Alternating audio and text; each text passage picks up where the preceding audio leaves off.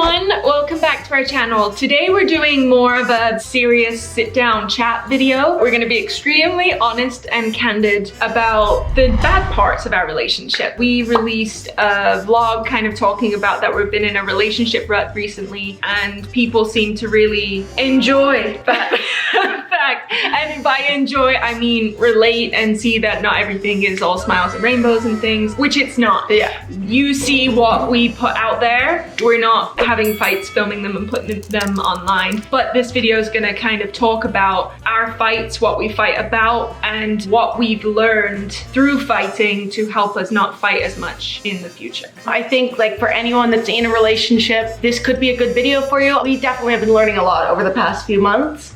And as educated as we are, we'd just love to share our knowledge to the world. Essentially, what we're gonna kind of be covering in today's lesson is everyone knows love languages. If you don't know, it's a language that you speak to show and receive love. Lots of people don't know love languages, Holly, so I think we gotta talk about them all. I think we should go quickly. Not talk about them all, talk about ours. Okay. Like just really fast. Gonna fly through this and then get into the nitty gritty tea sipping arguments. Ooh, spicy. But before we do that, before we ever get into any of the spice. Somber video, Paige, so deliver it more somber.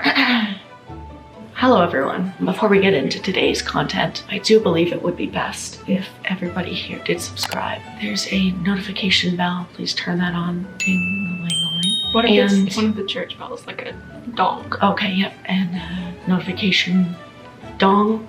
Dong, dong, dong, dong. Yes, beautiful.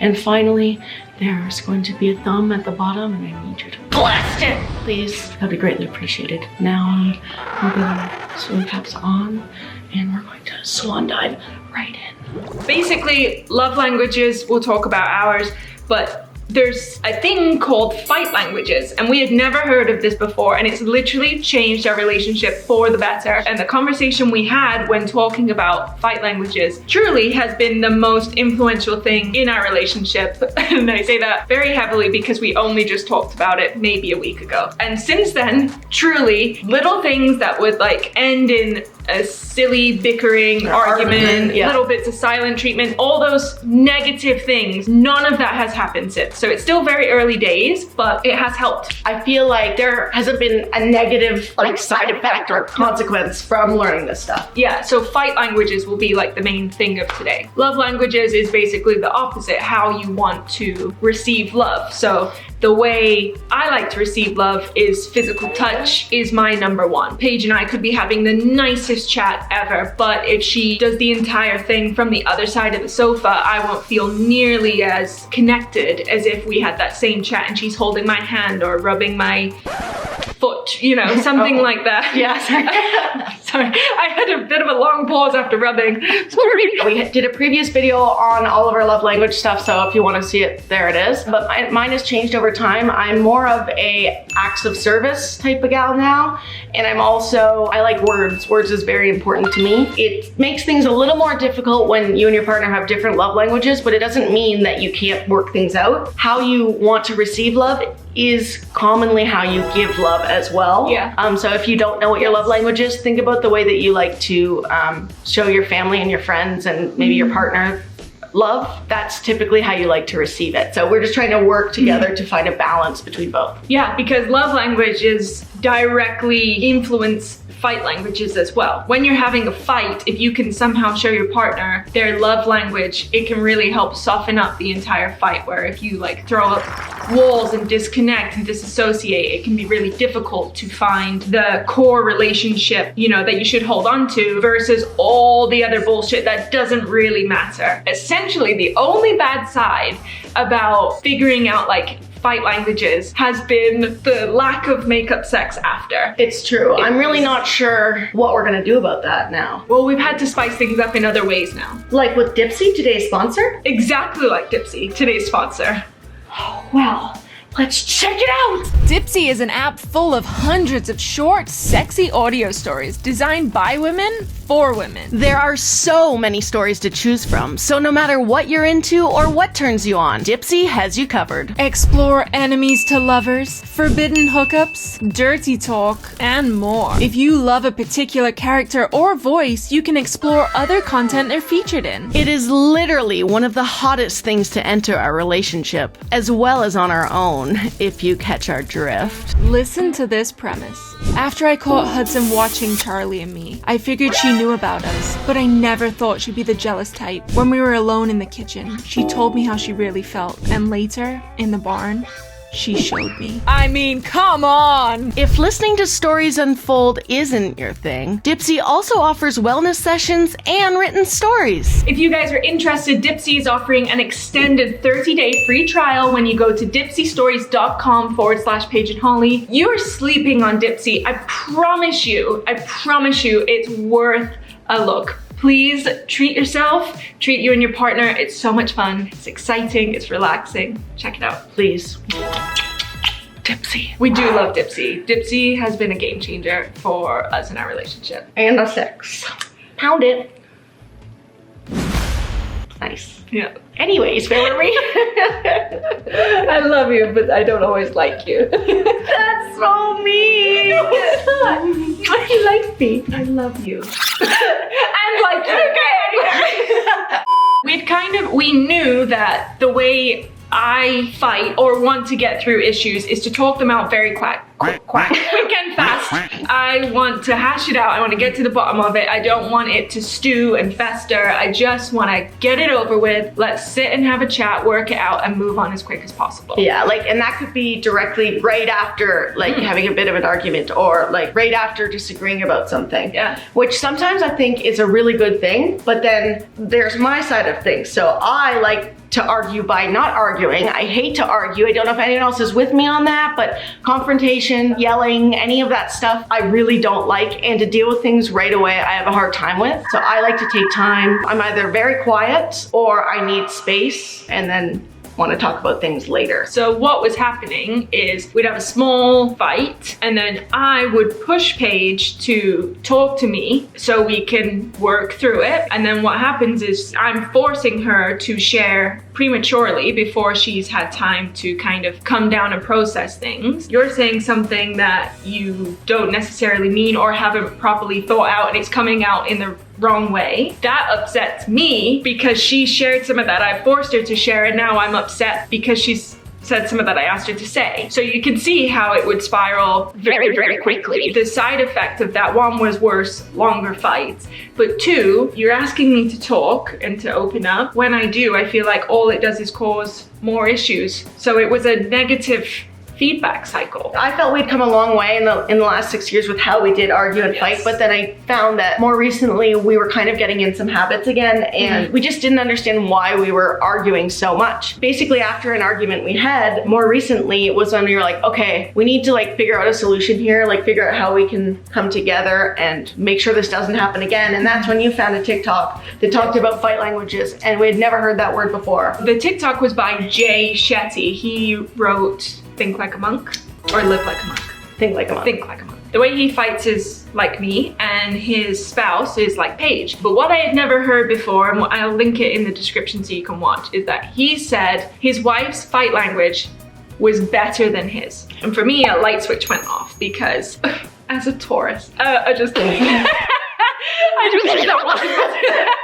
Sorry. Okay, I never even comprehended that the way I went about this was wrong. Not even for a second. I just thought, it's my way, you've got your way, we'll compromise in the middle. I never for a second thought, yours is better than mine. So I never even comprehended that we should just adopt yours instead of finding a compromise. Because originally we were trying to compromise and it wasn't working. I was frustrated with myself that I wasn't able to open up and have these conversations with you two and communicate right away and kind of hash things out instantly, because it's what I wanted, but I'm so uncomfortable with the idea of arguing and fighting and doing things quickly that for me, I'd get frustrated that I couldn't do that, because we say communication is key. With fight languages, what I've realized is that sometimes saying you aren't ready to communicate is the best form of communication. Yes. Sounds easy and be like, duh, but it wasn't easy, and this is something that we're kind of discovering now. I'll paint you a picture of how our fights went before this. Yeah. We would be frustrated, upset, angry, whatever at each other. And then what would happen is I would use statements against Paige that could be perceived as critiquing. Paige, some would say, got defensive. Not all. You shut down. When you're shut down and quiet, I feel like you don't care. Then I would get hurt because I care so much. Because I care so much, I'm kind of clawing at her like, what's going on? Will you just talk to me? Please just like, let's sort this out. You would kind of say, I don't have anything to say. That's a big one. I'll be like, I don't know what to say, or I don't have anything to say. You would take that as like, either I didn't care, I wasn't mentally even in it. It didn't affect me or impact me, or I just wanted to move on from the situation. Yeah, that it didn't matter to you. Right. And again, these are things we're just realizing, because I see your point of view now with that. Like when I'm silent, you think that I don't care enough to want to put the effort to communicate with you. But on my side, I had so many emotions and I had so many things that I want to say. I become so overwhelmed that I literally do like a fight or flight type of thing. And bitch, I am flying away. See ya. So when I'm forced like deal with something instantly, I usually have a bad reaction, or I am unable to process any of my feelings or emotions, and I can say things that I don't mean, or I don't say them in the way that I really would have had I processed it. What was happening on my side of things is I need you to see my point of view. I will push and push and push my side until I feel like you understand, because if you understand where I'm coming from, it won't happen again. If you don't understand what's stopping it from reoccurring, and then me bottling things up and then blowing up at the end. She got my point of view. She got it the first time I said it, and what I need to do is chill, not attack the problem like it's a consistent, persistent thing. I'll attack it if it becomes persistent, because then I know she's not listening to me. But I've got to give you the benefit of the doubt that you are listening to me. I don't need to win everything, because winning this fight is not winning the day. I've lost the day just by being right and proving a point. What's the point? It's when you can take a step back from a situation, it should be you and your partner against the problem. I was dealing with, this is a conflict and I'm gonna win it. It wasn't like there was a person on the other end. Paige wasn't on the other end. I was just wanting to be right and being told, yeah, you're right. Yeah, I'm sorry. Both have things to work on, both together and individually. Because it's all well and good talking about this so openly when we're in a good spot. It's a much different story when you're in the heat of the moment, because even though you've told me when I say sorry, it means, you know, and you're saying I'm sorry that this is happening, we're bigger than this, we're better than this. If you can say that to me, that will soften me up so much in the heat of the moment. Right. And touch me. If you can hold my hand while you say it, I will be putty in your hands.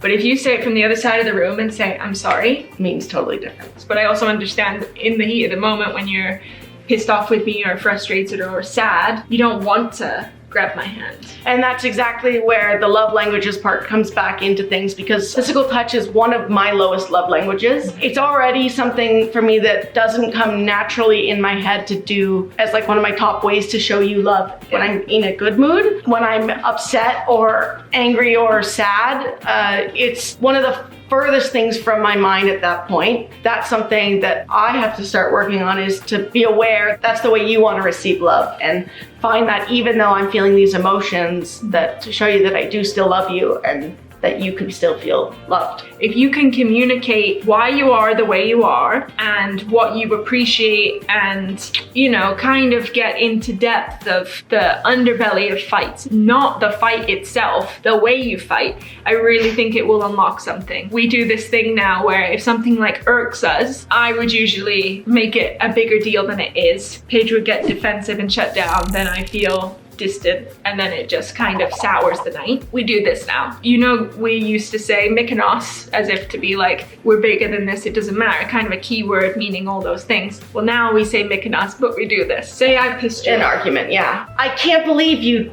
stole my panties. I'm angry at you. Do I say Mykonos now? I stole your panties and I'm happy about my face. That was really annoying when you did that thing yesterday. Yeah, well, I found it annoying when you did this today. Well, make a house. And that's how we resolve it. We just need to delete the whole panty situation. So that's our mini way now, and then bigger fights, hopefully, when we have one. Essentially, it's just remembering that you love the other person in the fit of rage they may leave you in. I just want to add, sorry, one last point about this, just because I don't know if I fully gave what happens in a situation when I feel like almost like nothingness and I shut down because I have so many emotions. Moving forward, our plan is for me to try and communicate. And I need time to process my feelings. So then we take some time apart. I take the time to process, you take some time to process, and then we come together and hopefully we can talk openly. When we come together, it will be, hey, are you ready to talk? Yes or no? That has to be respected. And if yes, if it starts to get heated again, then we say, look, I love you too much to be talking to each other like this. Why don't we take some more time? In theory, sounds great. Whether it will happen, who knows? But at least we're more aware of what we mean with non-verbal cues as well as verbal cues. We hope that you can kind of take our example and use it in your own relationship. It truly, truly has been one of the most defining conversations we've ever had. We'd love to know what your guys' fight languages, love language and fight language are. Leave it in the comments below. We'd love to learn about how people deal with conflict or issues. It'll help us as well. Yeah, definitely. And hopefully other people online too, like so that they don't feel alone in whatever way that they handle the situation. Key takeaway, at least for me, is sometimes the best form of communication is saying you're not ready to communicate. Tattoo that on your spine. Down Wow, okay, find a new place for my tattoo, which is that you're going to fight. What matters is how you fight. Find a spot for that. I'm gonna have one on my left titty and one on my right titty. Right around the boobs. What happened to your spine? I changed it. Oh, okay. I like this better. Look at us. Oh, my wrist. You're gonna need that later. Dipsy. Bye. Bye.